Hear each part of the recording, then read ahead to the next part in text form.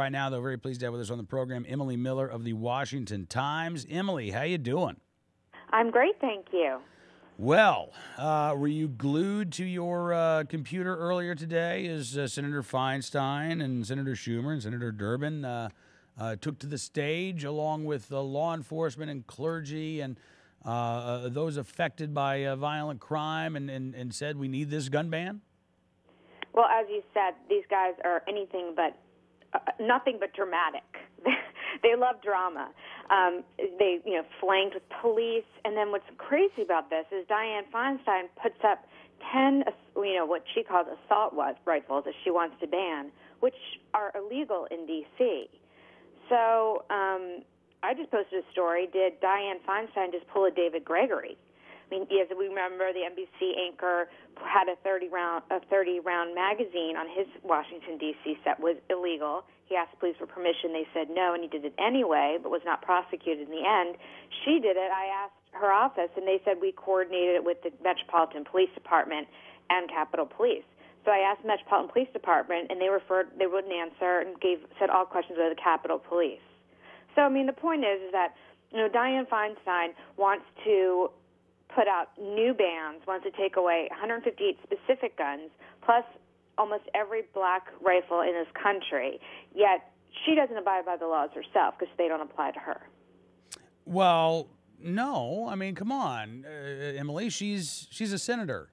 She's one of the special people, like David Gregory.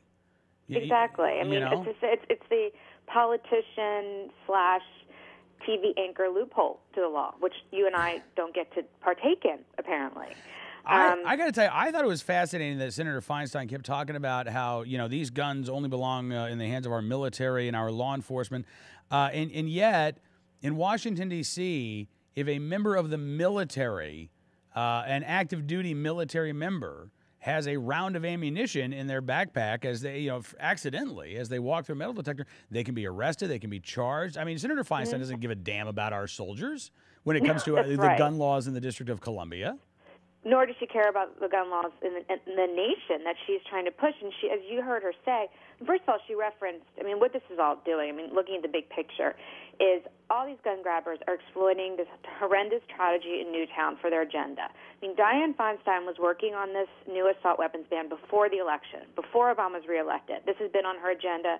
It's been on his agenda. It's been on a lot of these blue states, Massachusetts, Connecticut, New York, and they're all using this to exploit it, to get what they wanted all along, because they're, just playing on people's emotions. And I counted in the transcript, she and all these other anti-gun politicians who spoke at this press conference today mentioned Newtown 45 times. 45 times. As if this law, which was in effect from 1994 to 2004, in a much more restrained manner, they said it would have prevented or could have prevented this shooting. There's nothing to say this would have prevented the shooting. The shooter could have gone just as in with the handguns that he had and caused just as much damage, or the shotgun he left in his car. This ban, which was even less restrictive from 94 to 2004, which required having 2 cosmetic characteristics, now it just would be 1, did not decrease crime. That's why the FBI said we don't need it anymore. Yet they're going to bring it back. And I thought it was also just unbelievable, as Dianne Feinstein said today, we have had, since this ban expired, 350 people have been killed by assault weapons. Now, I don't know where she's differentiating between rifles and what, she calls assault weapons in the overall deaths.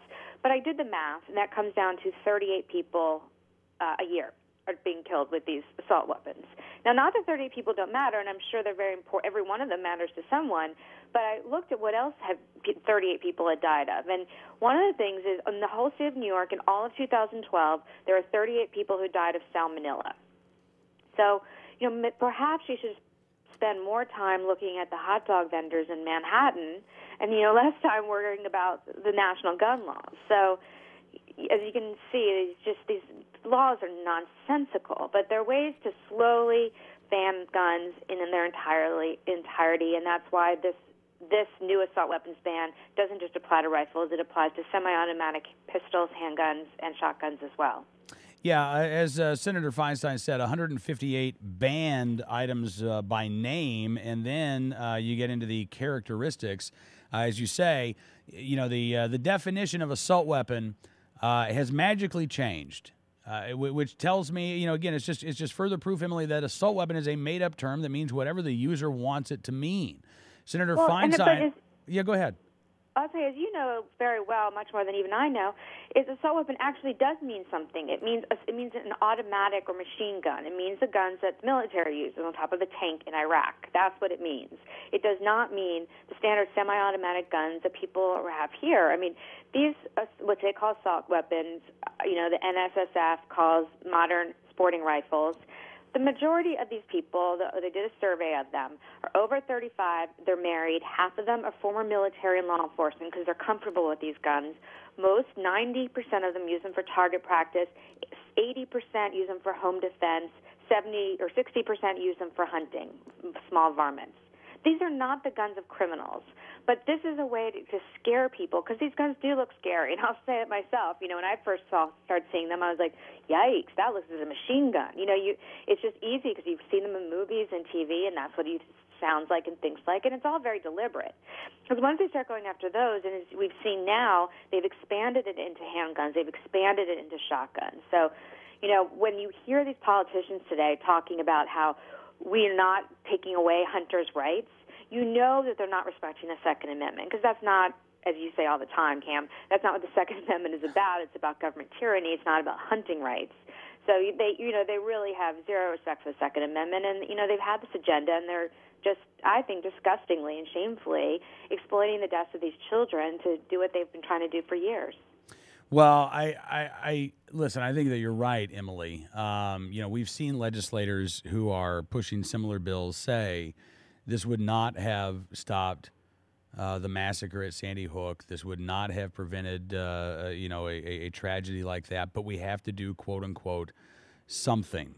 Senator Feinstein, Senator Schumer, Senator Durbin, Representative McCarthy talked about how long they have been pushing for these measures at a time when violent crime is dropping, at a time when gun ownership is soaring, at a time in which more Americans are exercising their right to keep and bear arms. This is the laundry list of items that they have been calling for and pushing for years, and they think now that they have an opportunity to try to ram it through. But as you heard today, there were a lot of assertions that the passage of such legislation would somehow make us safer. But really, their number one argument was very emotional. It was, if you don't support these bills, then you want to look at these victims of violent crime. And see them riddled with violence. Exactly. Right. Yeah. And that's I think the problem in this debate and why it gets so heated, and because these sort of anti-gun, whether it's in the media or the politicians, they don't give gun owners the chance to express themselves, to say they grieve as much for these families as they do. It's not like they have, are the only ones sad over these children. It's one of the most devastating things that's ever happened in this country, I think. And any deaths of children is devastating. And any deaths, any murders, period, of innocent lives. It's terrible and it's devastating. And, instead they just blame gun owners. That gun owners somehow want to see children killed. They want to see these horrible things happen, whereas gun owners know that they have guns to protect themselves, to defend for themselves and their families, and prevent crime. And we know millions of times every year guns are used in defense or to prevention so that there is no violence. And that's why we have police are armed. And that's why our military is armed, to defend and hopefully prevent wars. What they're doing is playing on emotions unfairly, I think. And, Dianne Feinstein really, went all out today with this drama, with the police behind her and these illegal rifles that she shouldn't have in D.C. and all this kind of hysteria. Whereas, as we've said for the past, several minutes now, all the facts don't make sense, that crime has gone down, that these guns, preventing these guns from being manufactured, imported, traded, and sold, bought and sold, does not decrease crime, does not stop mass murders, does not stop mass shootings. So why do it? Why take away Second Amendment rights unless you've got a factual reason and not emotional reason to do it? And instead they're going to use emotion quite deliberately to try to get legislation passed. Yeah, I mean, look, Senator Durbin said this isn't a matter of the Constitution, it's a matter of conscience. And no. Look, It's quite a remarkable statement, really. Well, it is on a couple of levels because A, this absolutely is about the Constitution.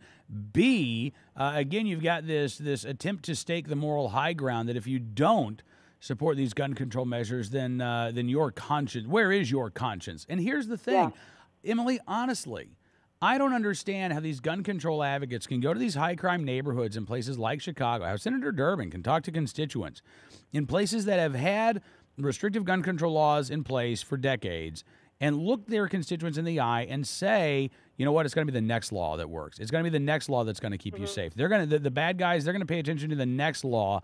I know you've been impacted. I mean, look, in Chicago right now, Emily, in Washington, D.C. right now, even with the Heller decision, is it easier for a criminal to illegally obtain a firearm than it is for you to legally get one? Well, it took me 4 months to get one legally. And, I guarantee you it does not take a criminal. Right. I don't think the guy on the street's doing that. And, also there's another point with the street crime, which is the real crime. The gun crimes are the street crimes. The mass shootings are extremely rare in the history of this country, in the history of the world. They're very rare. I would probably say almost impossible to prevent. I mean, we can't wipe out evil in this world. We can do some things to help make our schools safer, our children safer. But, part of this is accepting the fact that some things can't be prevented. But and as far as the street crime, there's a lot that can be done, and one of those things is to have concealed carry laws, and that's why you don't see the same kind. D.C. is just snuggled right between Maryland and Virginia, and you go across into either Maryland or Virginia, you do not have the level of crime you have in D.C. There's one thing difference. Well, the federal government's here, and we can blame them for a lot. So they're pretty horrible. But the other thing that's different is that there's no right to bear arms. And for 30 years, there was no right to keep arms. And so there's no deterrence. The bad guys are the only ones to have guns. In Washington, D.C., except for maybe Chicago, is probably the only place in the country where that last year, violent crime was up. Assaults with a deadly weapon and a gun were up. It's getting worse, not better. So, these are just perfect test cases of what these kinds of bans do. And continuing to push them is just this sort of pie-in-the-sky liberal philosophy. The government should be the one with guns. It should not be people. The people aren't responsible enough. They don't know when to lock their guns, and they don't know how to take care of their guns. They're going to shoot themselves in accidents, which is we all know not to be accurate. But, that's sort of the philosophy and hypocrisy. Yeah. Now, have you had a chance to talk to any lawmakers today, Emily, since the press conference? No, I have not. I've been actually busy writing, but I think from what I understand, Senator Reid said he is going to. He says he's going to bring up regular order, which I assume means goes through probably the Judiciary Committee and law of hearings. This will go regular order. I have a hard time believing Reid's going to bring this up to a vote before 2014 because it puts his members in such a bad position. Carolyn McCarthy also introduced the bill today in the House. So it'll be interesting to see if Leader Cantor and Boehner decide to bring it up for a vote. I mean, obviously, I don't think it could ever pass the House, even with all this demagoguing and saying people don't have a conscience for not voting for it. I don't see how it could. But, it might make sense to bring it up and just to, I think, put an end to this debate and just say, there's the will of the people, which is seen in the House, is not for this assault weapons ban to come back. Yeah, absolutely. Emily, thank you again for coming on the program. Good talking to you this afternoon. We'll let you get back to work. And when does The Bachelor come on? So I know not to bother you. Not till Monday. All right, well, listen, enjoy. But now that you have this new Showtime, I can do Bachelor and Cam both. Oh, Very all right. exciting. Well, how about this? Next week, let's get you here in studio, and we'll get you back home before The Bachelor. Oh, that's great. We'll do that. All right. Thanks, Emily. Have a good day.